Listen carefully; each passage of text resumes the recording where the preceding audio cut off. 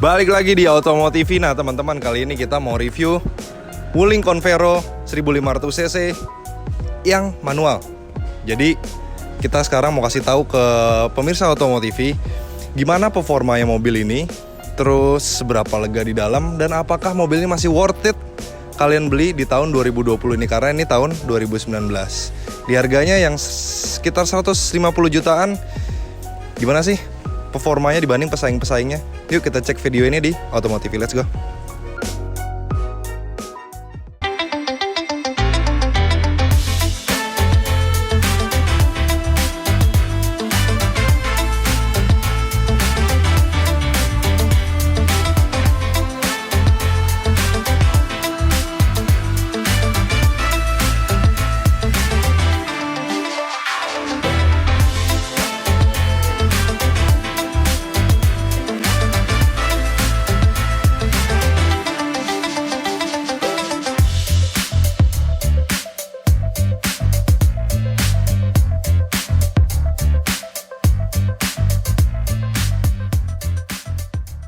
Nah, teman-teman, sebenarnya Wuling Convero ini merupakan LMPV yang seharusnya bersanding dengan Avanza, Mobilio, R3. Tapi kalau kita lihat bentuknya sendiri, memang bentuknya ini mirip-mirip seperti van gitu. Jadi dia tuh terlihat cupnya tuh pendek dan bagian belakangnya tuh benar-benar mengotak besar, benar-benar seperti van. Nah, terus yang kita review hari ini merupakan varian terendah dari si Wuling Convero ini, yaitu dia manual, nggak ada roof railnya, dan tapi dia dapat double blower. Nah, kalau di depannya simpel banget. Jadi karena ini varian terendah, dia nggak dapat fog lamp di sini, beberapa polos. Bahkan yang paling barunya sudah ada DRL dan lain-lain. Sedangkan lampunya sudah jelas masih semuanya bohlam. Di sini sennya, dan di sini ada lampu besar dan lampu kecilnya. Tapi nggak masalah, nggak apa-apa. Karena untuk harga 150 juta ini masih oke banget loh. Dan di bagian mesin yang saya salut, itu bahkan di bagian cupnya dan di perbatasan di mesin dan bagian interior itu juga ada peredamnya, teman-teman. Jadi saya salut banget sih. Bahkan untuk kelas-kelas di harga ini, bahkan di atasnya itu jarang yang ngasih peredam sampai seperti ini. Nice. Sekarang kita ke bagian sampingnya. Nah, untuk bagian sampingnya baru terlihat bahwa ini tuh mirip van. Jadi kalau menurut saya secara desain, memang kalau dibandingkan dengan LMPV lainnya, ya memang ini kalah keren sih. Tapi kalau kalian melihat ini sebagai van, menurut saya sih fine-fine aja desainnya. Nah, tapi dia mendapatkan pelek kaleng karena ini versi terendah dan dipasangin dop. Cuma menurut saya ini ukurannya udah lumayan banget kok dibandingin 14 inci kayak di Avanza yang kekecilan banget. 15 inci di sini tuh menurut saya udah oke banget. Dan dia mendapatkan sennya bukan di dalam body, tapi dikasih di spion. Walaupun memang spionnya masih manual ya. Jadi ini udah bagus banget. Dan yang perlu teman-teman tahu juga, antena di bagian atasnya nih masih antena biasa ya. Jadi belum yang shark fin atau semacamnya, ya wajar juga. Nah, jadi secara overall memang bagian dari samping dari si Wuling Convero ini benar-benar mirip van, mengotak benar-benar besar banget. Jadi feeling saya ini dalamnya kayak bakal lega nih. Nanti kita lihat ya. Nah, sekarang kita di bagian belakang dari si Wuling Convero ini. Yang pertama saya lihat adalah ininya nih. Saya kurang suka ya kenapa dikasihnya kayak plastik-plastik hitam gini. Lebih bagus sebenarnya kalau sewarna body aja sih. Lalu di sini ditarik garis benar-benar memanjang, menyambungkan lampu warna silver. Dan ini lampunya memang semuanya masih bohlam, wajar di harga segini. Di sini lampu utamanya, kalau di rem dia bakal menyala lebih terang. Dan di sini ada lampu sennya. Yang menarik dia ada fog lamp. Jadi kalau fog lamp kita nyalain, otomatis lampu yang di bawah ini akan menyala. Jadi unik juga. Dan ini bener banget. Jadi dari belakang tuh memang si Wuling ini bener-bener mirip banget van. Jadi beber kotak, terasa lah leganya. Mirip Foxy, mirip Alphard, cuma ya versi kecilnya. Dan yang paling saya suka dari mobil ini adalah bagasinya sudah mendapatkan pencetatan elektrik. Jadi bukan manual, teman-teman. Tinggal pencet, langsung kebuka. Yuk kita lihat. Dan ini adalah bagasi dari Wuling Convero. Kalau kita lihat memang sih jaraknya ini ya sekitar 2 jengkal. Jadi sekitar 40 cm. Nggak lega-lega banget sebenarnya. Tapi menurut saya dia memiliki ketinggian yang cukup tinggi. Jadi untuk menaruh barang-barang yang tinggi ini sangat bagus sekali. Dan sayangnya baris ketiganya dia lipatannya tuh 1. Jadi maksudnya nggak kebagi, nggak 50-50 atau 60-40. Jeleknya apa? Kalau mau naruh barang, ya mau nggak mau jadi nggak bisa naruh penumpang di sini. Dan untuk melipatnya, dia harus menarik tuasnya dulu, baru kelipat seperti ini. Dan terakhir tarik tuas yang ada di bawah sini. Nah, baru dia naik ke atas. Dan terakhir harus disangkutin buat menjaga dia tetap di tempatnya. Overall kalau sudah dilipat seperti ini jadinya bagasi yang sangat-sangat luas. Nice. Nah teman-teman, sekarang kita udah ada di dalam mobil Wuling Convero yang manual double blower. Jadi tipe terendahnya. Kuncinya seperti ini. Jadi dia nggak dilengkapi dengan immobilizer, jadi nggak bisa pakai pencet-pencetan masuknya. Jadi manual aja begini, but it's okay. Sama yang punyanya nih ditambahin. Jadi kuncinya ada dua, satu buat pencetan buka pintu, satu buat nyalain mobil. Jadi kita nyalain mobilnya karena panas banget di luar. Ya di dalam overall menurut saya ya oke-oke aja. Jadi kualitas materialnya juga masih plastik semua sampai sini. Sampai sini plastik semua. Cuma pemilihan warnanya menurut saya ini lumayan bagus. Karena dikasih warna coklat tua seperti ini, warna hitam, dan dikasih aksen-aksen seperti karbon gitu. Bahkan sampai ke sininya. Jadi untuk pemilihan warna di mobil ini itu lumayan bagus. Kalau kita lihat joknya yang belum kulit ini, dia masih kain. Warnanya abu-abu dan diberi motif seperti ini. Ini juga oke banget. Untuk konfigurasi tempat duduknya, ini bisa maju mundur, ada di bawah sini. Terus reclining di sini, tapi nggak bisa naik turun. Jadi udah itu aja. Untuk pengaturan setir juga nggak bisa diatur. Jadi udah fix seperti ini. Tapi posisi menyetirnya, menurut saya setirnya agak terlalu maju. Untuk saya ya, setirnya agak terlalu maju. Jadi lebih enak lagi kalau bisa dimundurin sedikit. But it's okay, nggak ada major discomfort. Terus karena ini mobil manual, pedalnya ada 3 dan pedal remnya yang tipe yang kecil. Jadi kalau yang mobil matic kan biasanya pedal remnya lebar ya. Ini karena ada pedal kopling di sebelah kiri, jadi pedal remnya juga dibikin kecil seperti itu tanpa footrest di sini. Nah, yang saya sayangkan kalau kalian duduk di sini, at least saya kalau duduk di sini berasa kaki kirinya kurang lega. Antara di sini mentok sama di bawah kayak ada gundukan lagi lebih ke dalam. Jadi menurut saya kaki kiri saya kurang begitu lega. Kursinya juga berasa empuk di sini. Jadi enak buat didudukin, sininya juga. Dan kalau kalian lihat ininya lumayan maju nih. Jadi menopang badan kita cukup nyaman. Dan kalau kalian mau ganti gigi di sini, ini menopang tangan kalian juga. Jadi pas gitu untuk ukuran badan saya. Jadi lumayan enak buat ganti gigi di sini. Sayangnya untuk headrestnya yang ada di belakang sini tuh menurut saya lumayan kecil. Tapi bagusnya itu masih dikasih empuk juga. Kan kadang-kadang headrest yang lain gede-gede tapi keras. Ini walaupun kecil tapi masih empuk juga.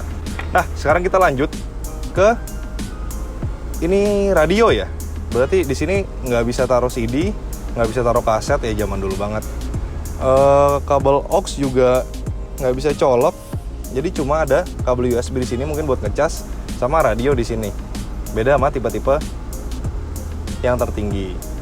Untuk AC-nya, dia bentuknya juga unik, bentuknya kayak sayap-sayap gitu.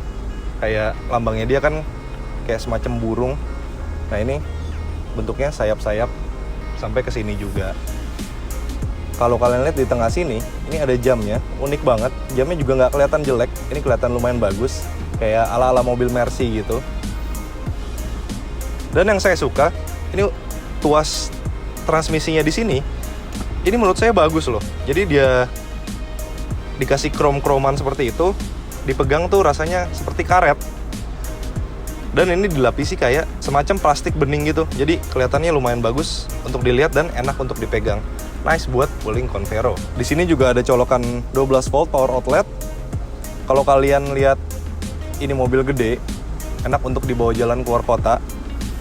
Sekarang kita harus lihat kompartemen di mobil ini.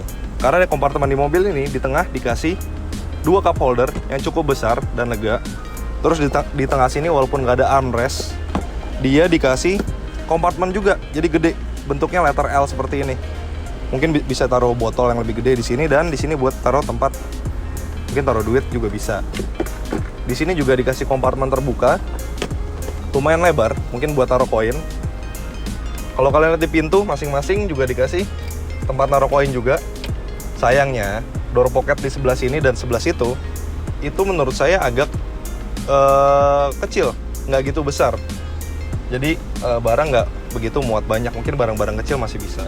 Untuk nyala matiin AC kalian bisa lakukan di sini. di yang bagian tengah, yang bagian kanan itu untuk pengaturan suhunya. Masih sistem knob putar seperti ini, but it's okay.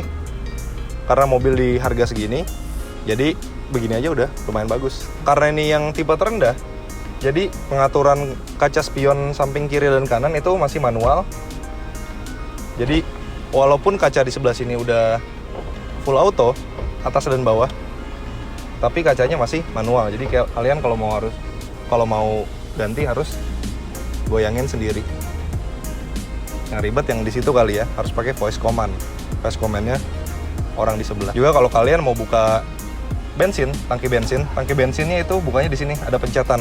Jadi nggak ada di bawah sini, adanya pencetan di sebelah sini. Oke, sekarang untuk bagian baris keduanya. Nah, yang pertama saya pengen bahas adalah bagian joknya nih.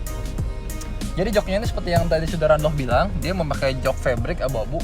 Dan ini tuh joknya tuh lumayan tebel loh, dan dia tuh rigid banget, bener-bener padat joknya. Jadi teman-teman harus hati-hati ya kalau misalnya beli Wuling, hati-hati buat masangin joknya pakai kulit, karena takutnya kalau dipasangin kulit lagi dia bisa jadi makin keras. Jadi kalau bisa tambahin kulit dan minta tambahan busa-busa biar lebih empuk lagi, karena ini kalau dipasangin kulit yang agak keras menurut saya bakal keras karena dari sananya sudah agak rigid. Nah, untuk konfigurasinya sendiri dia sudah bisa, waduh, rebah banget loh. Ini rebahnya rebah banget, benar-benar bisa tiduran. Jadi mantep banget. Dan karena ini fan, seperti yang saya tadi sudah bilang, ini headroomnya benar-benar sangat-sangat cukup. Lalu posisi Randolph tadi adalah posisi menyetir Randolph, dan saya masih mendapatkan kurang lebih 4 tambah 4, jadi 8 jari lebih loh. Ini kira-kira 10-12 jari. Jadi ini luar biasa sekali buat ukuran LMPV seperti ini. Tapi memang walaupun dia lega, saya merasa ini agak sedikit kurang tertopang aja sih, sedikit ya.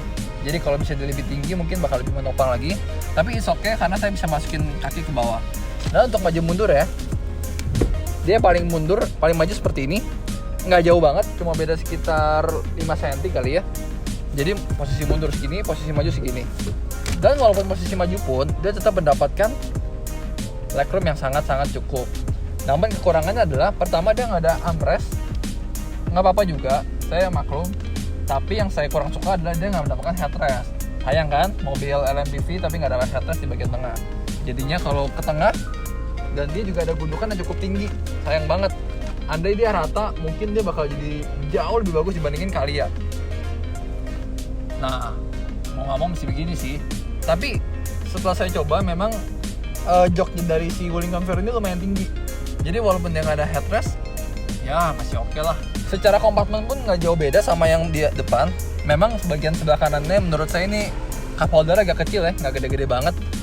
Tapi yang paling saya suka ya dari mobil ini adalah ini teman-teman, AC-nya. Jadi kisi-kisi AC-nya ini sudah digital loh. Jadi ada tombolnya, ada pencetannya. Bahkan di mobil-mobil sekelas Expander pun yang kita tahu itu kelihatannya mewah, masih pakai putaran-putaran yang sedikit kuno. Yang ini sudah pakai tombol dan dia bakal otomatis mati dan gak nyala lagi kalau mobilnya mati.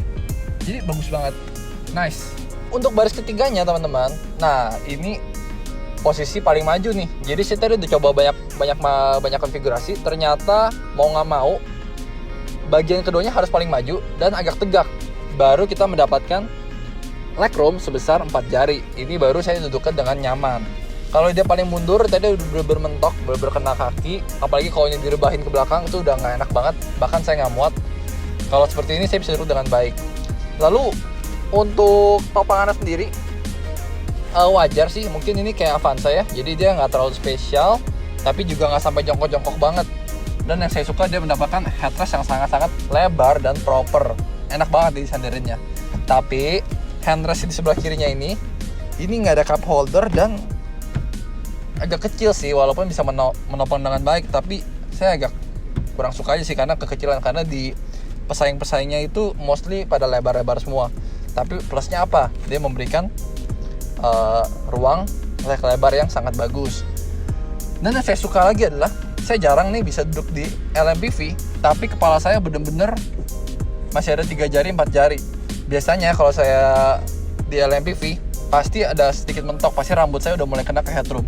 Jadi bener-bener bentuk dari si Convero ini yang menyerupai box ini yang sangat mengotak, ada efeknya, yaitu di bagian ketiganya masih sangat lega. Tapi kekurangannya adalah sayangnya dia tidak bisa di reclining, sayang banget. Padahal masih ada space loh, jadi kalau ini bisa lebih mundur dikit, bisa lebih sandaran dikit, lebih relax, bakal lebih enak sih. Ya walaupun ini posisi udah cukup lah untuk baris ketiga. Dan yang paling saya suka lagi ya di kelas ini di harga 150 juta teman-teman, dia masih mendapatkan dedicated double blower di tengah, jadi bagian belakang pun tetap adem. Nice.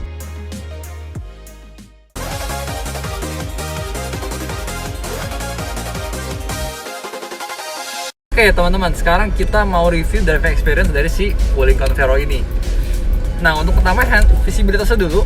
Jadi dia itu enak sih lihat ya. Bener-bener ketika kalian duduk bener-bener berasa lega banget.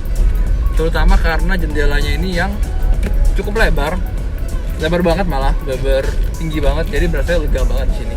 Walaupun bagian depannya ya biasa-biasa aja, dan pilar-nya pun juga nggak kecil-kecil banget. Nah dari segi handling yang saya kaget adalah si Wuling Convero ini memiliki handling yang ringan banget. Ringannya kelewatan sih, memang ringan banget. Dan kadang yang menurut saya plus minus, plusnya apa gampang dikendarai, minusnya ya jadi agak kopong aja bawahnya. Nah tapi yang saya notice adalah setirnya, dia ini ketika kita belok, kita ke setirnya dibelokkan, dia ini membalikkan ke tengahnya tuh lumayan agresif gitu. Begitu kita kanan dikit, wah dia tuh nggak bisa langsung tek, kiri dikit langsung balik lagi. Nah ini beda jauh banget sama kalau kita tahu kayak kemarin Baleno Ignis yang nggak terlalu balik, malah ini balik banget. Ya plus minus sih, buat saya sih dua-duanya nggak terlalu masalah karena setirnya ringan kok, jadi nggak terlalu masalah. Tapi ya overall secara handling menurut saya biasa aja. Dia masih ada delaynya juga, kayak ya nggak terlalu fun banget lah untuk membawa mobil ini. Tapi yang saya suka adalah body rollnya masih cukup minim sih untuk mobil seperti ini, dan lagi topangan dari joknya cukup enak. Buat saya radius putar dari si Wuling Convero ini nggak spesial banget sih, jadi ya cukup aja sih. Nah untuk suspensinya, kenyamanannya nih, nah menurut saya cukup baik. Jadi dia tuh memang nggak senyaman R3 atau Expander, tapi dia masih lebih nyaman dibandingin dengan si Avanza. Yang kadang-kadang kalau saya rasakan dia itu kalau begitu kena posisi tidur kenceng banget, beberapa sampai nyentak banget ke belakang. Dan dia ini suspensi depannya masih lebih keras dibandingkan belakangnya. Jadi kira-kira seperti itu. Untuk kekedapan kabinnya cukup bagus, bener-bener cukup kedap. Jadi dia bener-bener ketika tutup pintu, ketika saya ketok pintunya itu tuh terasa solid sih. Jadi nggak kopong-kopong banget. Jadi memang terasa bener secara kekedapan kabin lumayan bagus. Lalu juga konfigurasi sendiri, memang joknya ini lumayan rigid ya. Dia tipenya bukannya yang empuk-empuk banget kayak Suzuki, dia tipenya lebih stiff, lebih ke arah Expander sih. Jadi enak juga karena dia cukup tebal dan menopang dengan baik. Cuma ya semua masih hard plastik dan sebelah kirinya nggak ada armrest. Dan yang saya kurang suka adalah setirnya ini memang karena dia nggak ada teleskopik, dia masih agak kejauhan banget dari badan. Dan terakhir performanya teman-teman, ya harus saya akui performa dari mobil ini ya biasa aja sih. Dibilang jelek sekali enggak, tapi ya biasa aja. Kenapa? Pertama konsumsi BBM-nya itu biasa aja. Jadi saya dalam kota cuma dapat 11,5 dan di luar kota saya cuma mendapatkan 14,7 km per liter di yang manual ini ya. Lalu juga akselerasinya juga nggak terbilang spesial karena saya coba kemarin 1-100-nya dapat di angka 14,9 detik. Jadi memang nggak kencang-kencang banget teman-teman. Tapi kalau teman-teman tanya saya pribadi, buat dalam kota ini udah cukup banget. Mesinnya nggak berasa kekurangan banget kok, apalagi cuma pemakaian dalam kota doang. Jadi overall memang mobilnya serba medium ya. Jadi baik itu kenyamanannya, performanya semua di tengah-tengah. Nggak spesial-spesial banget, tapi nggak buruk-buruk banget. Tapi yang saya suka adalah dia lega dan cukup nyaman. Nice. Nah sekarang kita mau masuk ke 3 hal kenapa kita suka banget sih sama si Wuling Convero ini. Yang pertama menurut saya adalah kenyamanannya. Jadi kenyamanannya adalah terutama kelegaan kabinnya. Menurut saya jadi kabin dari Wuling Convero ini cukup lega teman-teman. Dia nggak selega Expander sudah pasti, tapi dia masih lebih lega daripada Avanza. Itu kalau menurut saya. Dan juga joknya kalau menurut saya lebih enak. Yang kedua, dia juga memiliki suspensi yang lagi-lagi memang tidak seenak Expander dan R3. Tapi dia juga nggak sekeras Mobilio atau si Avanza. Jadi dia bener-bener di tengah-tengah tuh. Bener-bener dibilang keras enggak, dibilang empuk enggak. Tapi overall di dalam ini cukup senyap, cukup nyaman, dan cukup enak joknya. Dan yang ketiga, yang tidak lain dan tidak bukan dan mungkin klise adalah value-nya teman-teman. Bener-bener ya, mobil sekelas ini manual, dia ini bener-bener value for money banget teman-teman. Harga 150 juta kalau yang versi terendah ini, saya lebih condong untuk dibandingkan ke mobil-mobil seperti Calya, seperti Sigra 7-seater yang LCGC. Karena memang dia ini jauh lebih nyaman dan jauh lebih besar dibandingkan harga setaranya. Tapi kalau tipe yang tertinggi seperti dia yang sudah harga 190-an juta, nah itu baru boleh kita bandingkan ke Avanza dan kawan-kawannya. Nah, sekarang kita masuk ke 3 hal yang kita nggak sukai dari mobil ini. Jadi ini benar-benar subjektif karena desain dari mobil ini kita nggak gitu suka karena terlalu biasa aja overallnya. Tapi sisi positifnya, mobil ini mengedepankan fungsinya. Kenapa gitu? Karena bentuk yang mengotak, jadi baris paling belakang seperti yang Kevin bilang tadi, itu kepalanya dapat headroom yang lumayan lega dibanding pesaing-pesaingnya. Jadi mobil yang lebih mengotak itu ada positifnya juga. Sekarang kita masuk yang kedua. Yang kedua menurut kami, ini nggak tahu positif nggak tahu negatif juga, itu setirnya agak terlalu ringan menurut kami. Nggak tahu kalian suka yang ringan atau kalian suka yang berat. Jadi lagi-lagi ini subjektif. Hal yang ketiga yang kita nggak suka dari mobil ini, yaitu fiturnya. Memang jangan marah dulu, mobil ini tipe terendah. Tapi tipe terendahnya juga hanya dikasih kunci seperti ini. Minimal ada immobilizer-nya lah, jadi kalian bisa pencet remote gitu, kunci. Itu akan mempermudah kalian. Yang kedua, head unitnya itu masih cuma radio aja. Minimal ada aux untuk biar kita bisa dengar musik dari HP lah ya. Jadi untuk kesimpulannya, buat teman-teman yang ingin memiliki sebuah mobil di harga 150 juta yang benar-benar LMPV yang sangat proper dan sangat nyaman, saya sangat merekomend si Wuling Convero ini. Karena memang di harga ini tidak ada lagi mobil yang bisa memberikan value sebanyak si Wuling Convero ini. Jangan lupa untuk klik komen, like, dan subscribe. Kalau gitu sampai jumpa di next video masih di Automotive.